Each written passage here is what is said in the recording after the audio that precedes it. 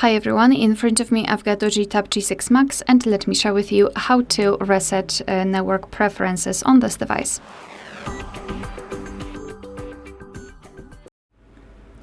So let's begin with opening the settings, and here we need to scroll and find the option System. Then let's scroll and find Reset Options. And as you can see here, the networks are kind of divided between mobile network settings and Bluetooth and Wi-Fi. So basically all you need to do is to simply tap on the option which you would like to reset, tap on Reset Settings.